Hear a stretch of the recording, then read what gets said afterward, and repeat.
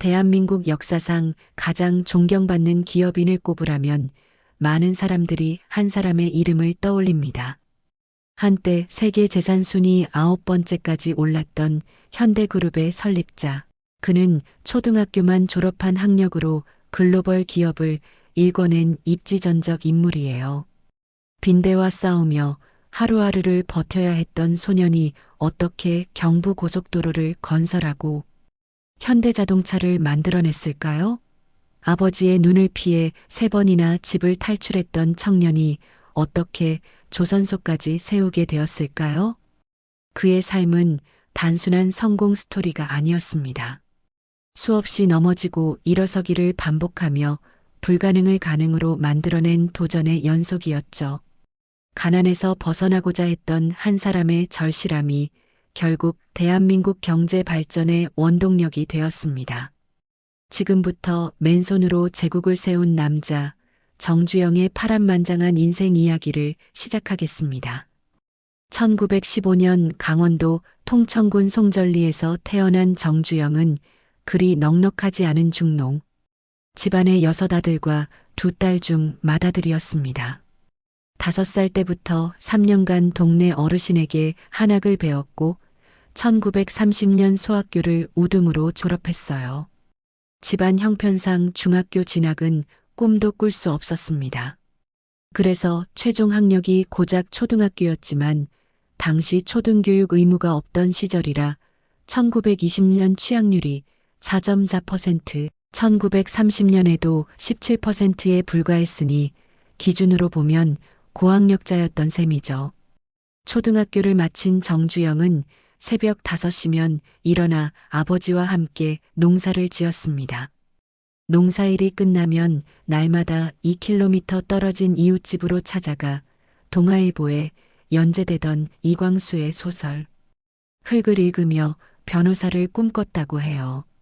평생 허리 한번 제대로 못 펴고 죽도록 일해도 배불리 먹지 못하는 아버지처럼 고생만 하다 늙어 죽고 싶지 않았던 정주영은 가난에서 벗어나기 위한 탈출을 계획합니다. 동아일보에서 청진 제철공장 건설에 노동자가 필요하다는 기사를 본 정주영은 무작정 가출을 단행했습니다. 청진으로 갈 돈이 없었던 그는 돈을 아끼려고 걸어서 올라가다가 입에 풀칠할 돈이라도 벌려고 원산 부근 철도 공사 현장에서 흙을 날랐어요. 하지만 정주영의 계획을 눈치챈 아버지에게 허무하게 들통나 끌려갔습니다. 2번째 가출은 금강산 근처에 사는 작은할아버지 집에 숨어 있다가 아버지의 연락을 받은 작은할아버지에게 또다시 붙들려 실패로 끝났어요. 3번째 가출 때는 아버지가 소를 팔아 마련한 70원을 훔쳐 서울로 향했습니다. 6개월 속성으로 회계원이나 격리원으로 취직할 수 있다던 부기학원에서 사법고시를 2번이나 낙방한 정주영이 미처 학원을 나오지 못하고 집으로 가는 기차를 찾고 있을 때 덕수궁 앞에서 아버지와 마주쳤어요. 그때 다시는 가출하지 않겠다고 약속하고 아버지와 처음이자 마지막으로 덕수궁 동물원을 구경한 뒤 고향으로 돌아갔다고 합니다.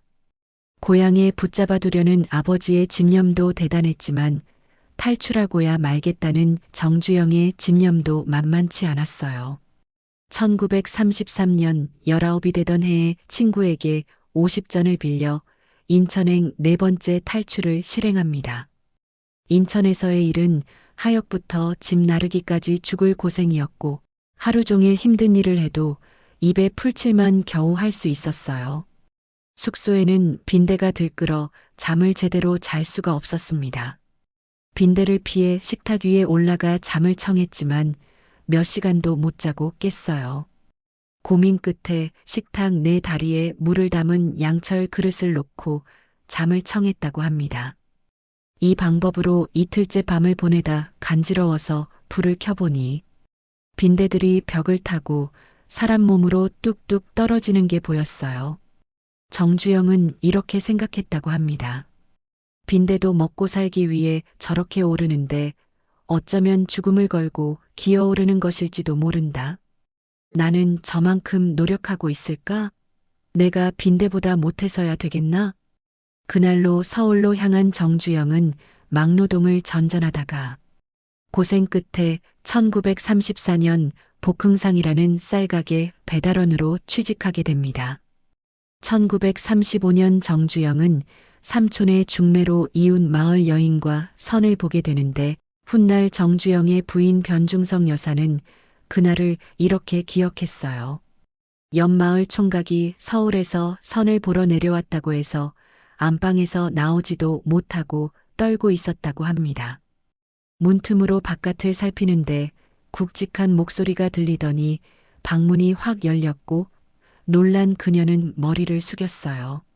정주영은 아내가 될 사람의 머리만 잠깐 보고 그대로 나가버렸지만 결혼했습니다.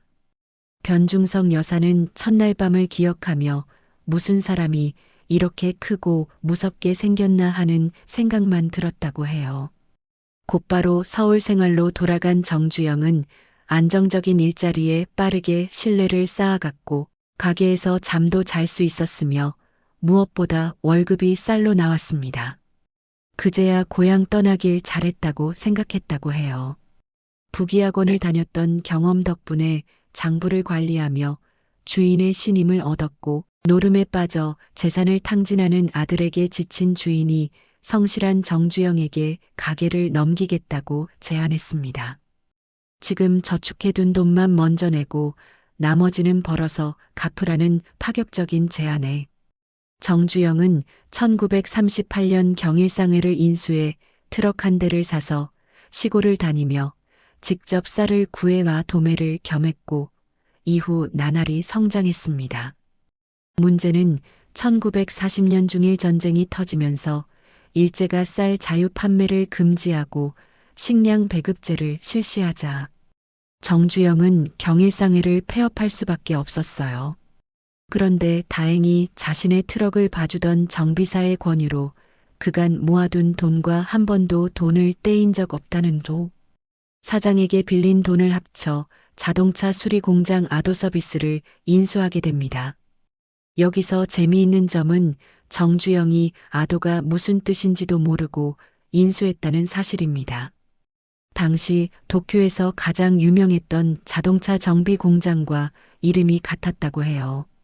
도쿄 아도 서비스에서 일을 배운 한 청년이 고향으로 내려가 같은 이름으로 공장을 운영하며 일제 폐망 후 자전거 소형 모터를 달아 오토바이를 만들다 나중에 자동차 회사를 설립하는데 그 청년이 바로 혼다의 창업주 혼다 소이치로였습니다.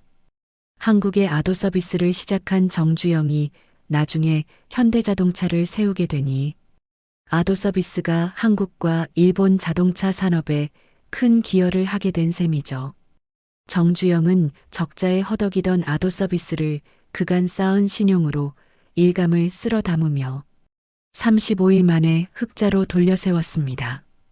그럼에도 한 직원의 실수로 공장의 불이 나는 바람에 함께 있던 트럭들과 조선의 왕족이었던 윤덕영의 자가용까지 모조리 태우게 됩니다. 최악의 상황이었지만 정주영은 이렇게 생각했어요. 시련은 있어도 포기는 없다고요. 그 길로 정주영은 다시 오 사장을 찾아갔습니다. 어르신, 이대로 제가 주저앉으면 어르신 빚은 못 갚을 것이고 그러면 한 번도 돈을 떼인 적 없다는 어르신이 평생 쌓아온 명성에 누가 되지 않겠습니까? 빚을 갚을 수 있도록 돈을 더 빌려주셔야 합니다. 정주영의 배짱에 오 사장은 이렇게 말했다고 합니다. 나는 지금까지 한 번도 담보를 잡고 돈을 빌려준 적이 없네. 사람 보는 눈이 있다고 믿던 내가 평생에 사람 잘못 봐서 돈 떼인 말은 듣고 싶지 않으니 성공해서 갚게나. 그렇게 돈을 빌린 정주영은 자동차를 배상하고 나니 이번엔 당국에서 그 자리에 공장 짓는 것을 허가하지 않았습니다. 정주영은 신설동 공터를 빌려 자동차 앞머리만 들여놓고 안쪽은 수리할 수 있는 작은 목조 건물을 짓고 정비 사업을 시작했어요.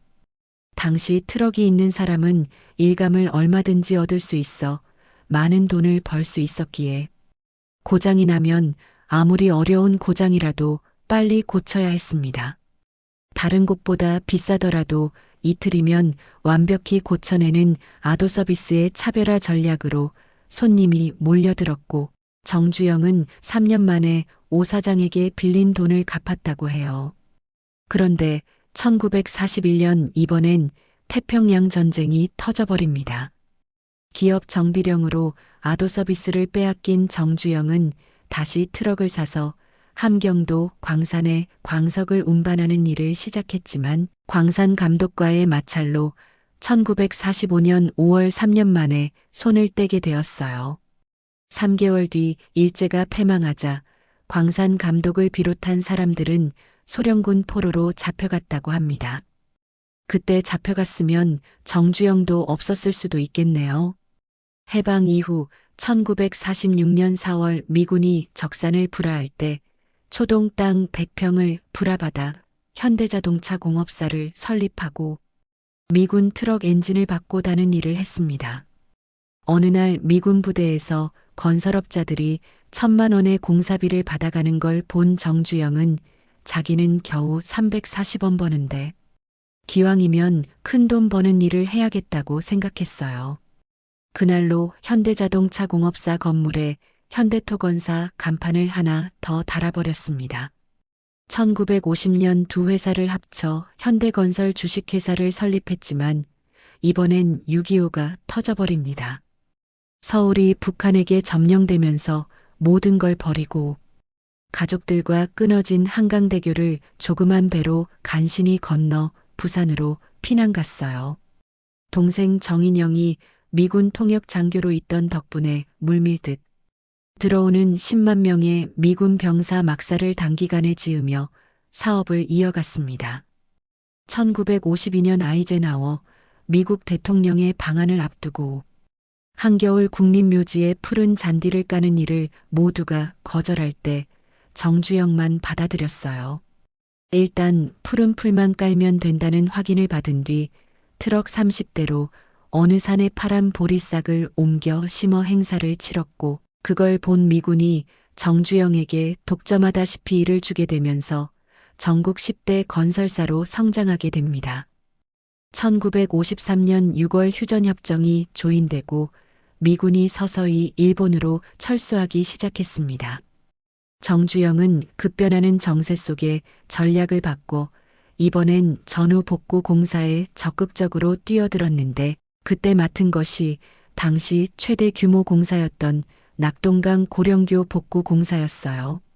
대구와 거창을 잇는 다리는 숨어있는 빨치산 토벌을 위해 정부가 복구를 서두르고 있었던 공사라 짧은 공사 기간이 주어졌습니다.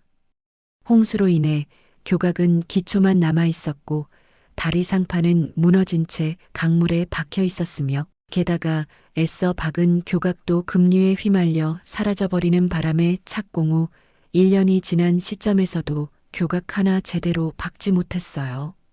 더 큰 문제는 20톤짜리 크레인 하나가 장비의 전부였기에 전쟁으로 인해 넘쳐나는 인력의 의지에 원시적인 방법으로 할 수밖에 없었습니다.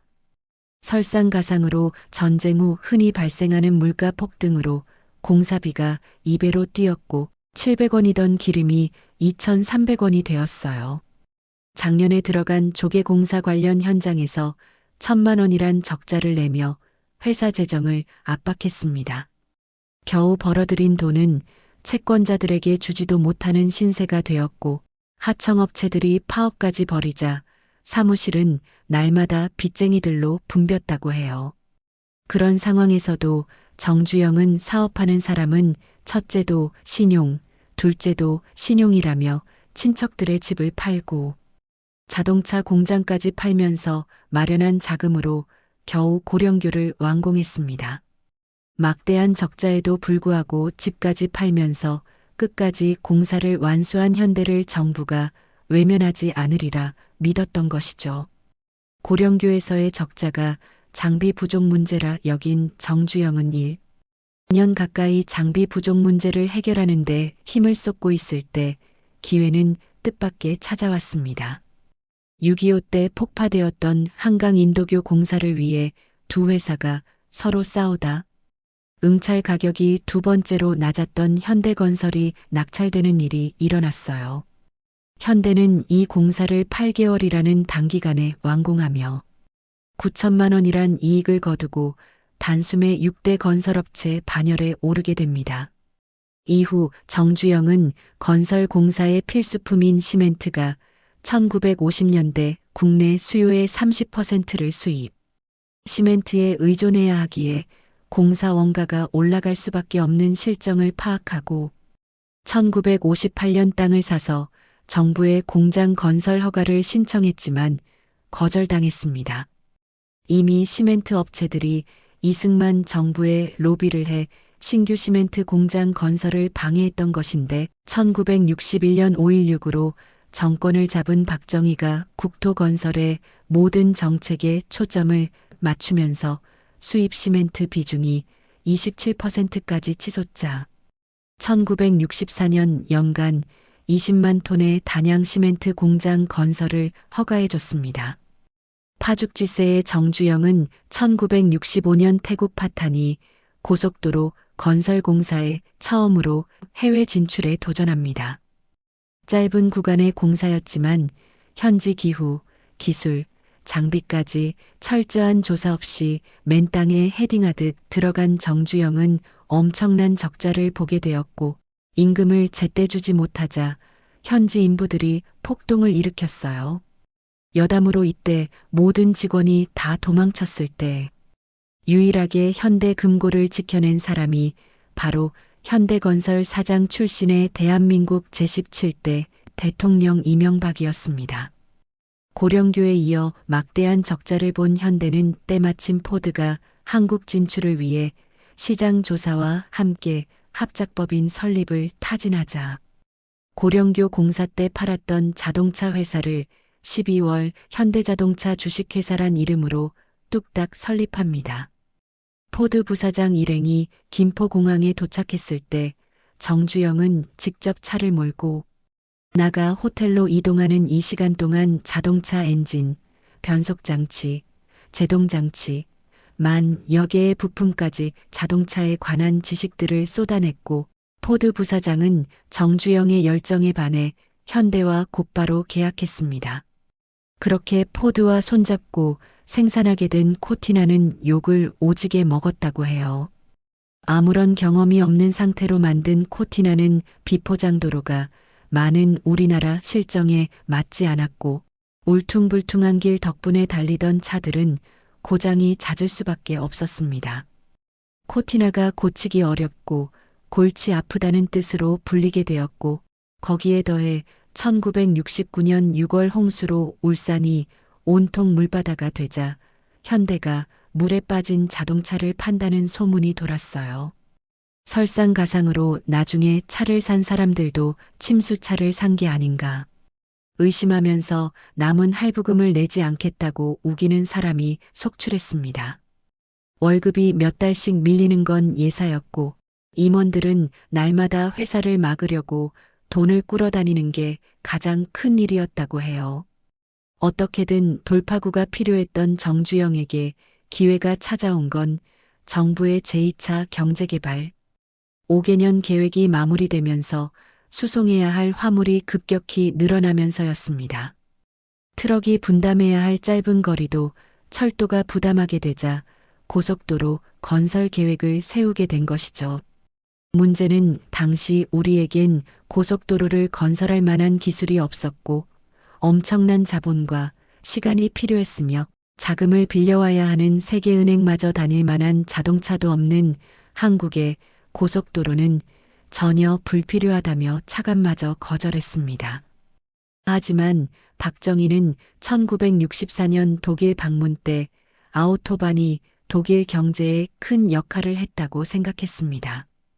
그래서 태국 고속도로 건설 경험이 있던 현대건설에 건설 비용 산출을 의뢰했고 정주영은 직원들과 함께 한 달 동안 서울과 부산 사이의 산과 강을 돌아다니며 5만 분의 1 지도까지 조사했어요. 정부는 제일 싼 가격을 제시한 현대에 430억 원의 공사를 맡겼습니다. 지금까지 자동차로 손해봤는데 여기서 성공하면 내가 다시 일어나는 것이고 실패하면 해외에서도 욕먹고 국민들한테도 욕먹을 테니 여기에 내 모든 걸 건다는 각오였어요. 공사는 처음엔 거침없었습니다. 착공 10개월 만에 서울에서 수원 구간의 고속도로가 개통되고 일주일 뒤엔 수원 -오산 구간을 뚫으며 당시로서는 세계 기록이라 말할 만큼 공사 기간을 단축했다고 합니다. 문제는 방제 터널이었어요. 이 구간은 특히 모래와 흙으로 된 퇴적층이어서 파기만 하면 무너져 내렸고 13번이나 사고가 일어나 11명의 인부가 사망했다고 해요. 그래서 이미 소문이 퍼져 소백산의 귀신이 화났다며 임금을 3배 준다 해도 다들 도망가기 일쑤여서 터널 뚫는 거리가 10m도 안 될 정도였습니다. 당시 정해진 개통식에 박정희 대통령이 오기로 돼 있었던 터라 절대 일정을 미뤄줄 수 없다는 건설부 장관이 일주일에 한 번씩 현장에 압박을 가하자 정주영은 이번에도 초강수를 두게 됩니다. 이명박을 이사로 앉히고 장비를 수입하라고 지시했어요. 현대건설 총 자산이 500만 달러가 안 되는데 장비만 500만 달러 어치를 사라고요? 이명박은 훗날 인터뷰에서 그걸 나보고 하라니까 기가 차고 웃음이 났다고 말했습니다.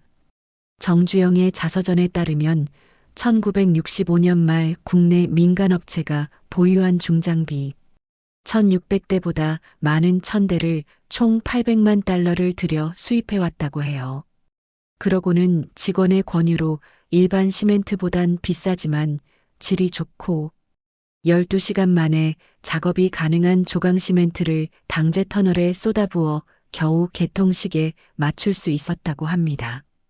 이렇게 대한민국의 대동맥으로 불리는 경부고속도로를 성공적으로 개통시킨 정주영은 이젠 도로가 생겼으니 다시 자동차로 눈길을 돌립니다.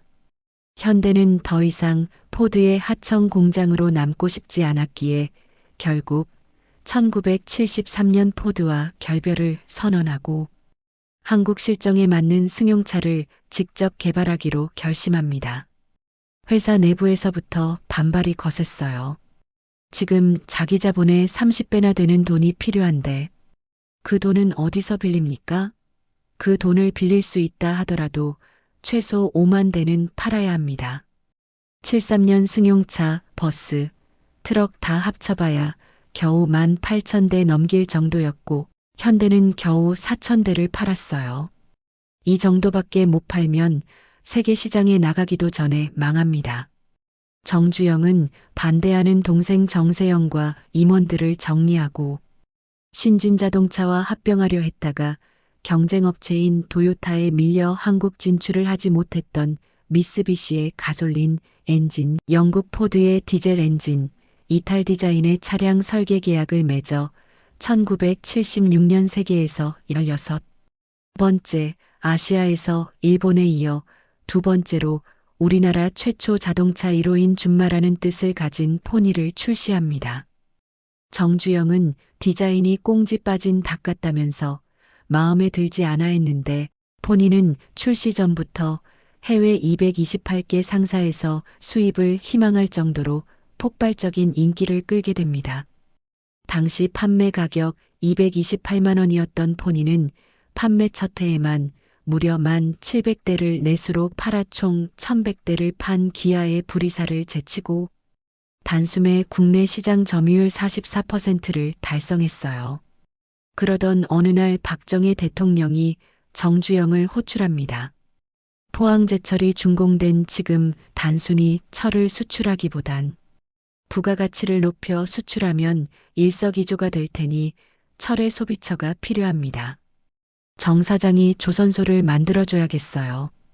각하, 조선소를 하시면 단순히 소형 배도 아니고 수십만 톤이나 되는 배를 만들어야 하는데 자동차와는 다른 기술과 자본이 요구되는 사업입니다. 자동차도 이제 막 시작했는데 저희에겐 무모한 도전입니다. 정주영은 박정희 대통령이 그렇게 화내는 건 처음 봤다며 조선소 건설을 결심할 수밖에 없었다고 해요. 정주영은 울산 미포만에 나무 몇 그루 있던 사진과 해외 조선소에서 빌린 대형 선박 설계도를 들고 돈을 빌리기 위해 유럽을 돌게 됩니다. 정주영은 당연히 모든 은행에서 거절당했고 이번만큼은 정말 도저히 못하겠다고 사정에도 각정이는 불같이 화를 내며 정부가 지급 보증을 써줄 테니 무조건 해내라고 말했다고 합니다.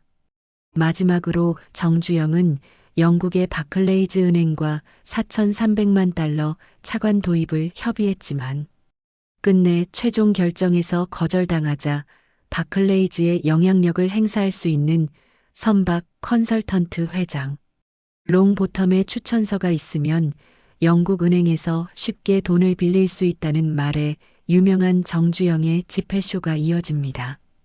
이게 우리나라 500원짜리 지폐입니다. 여기 철갑선 보이시죠? 우리가 영국보다 300년이나 앞서 15세기에 철갑선을 만들었습니다. 산업화가 늦어서 녹슬었을 뿐 한국은 한번 시작하면 잠재력이 폭발합니다. 이렇게 설득하여 롱보텀의 추천서를 받아냈다고 해요. 추천서에도 불구하고 바클레이즈 은행에서 이것만으론 안 됩니다. 배를 구매하겠다는 사람을 먼저 찾아오세요.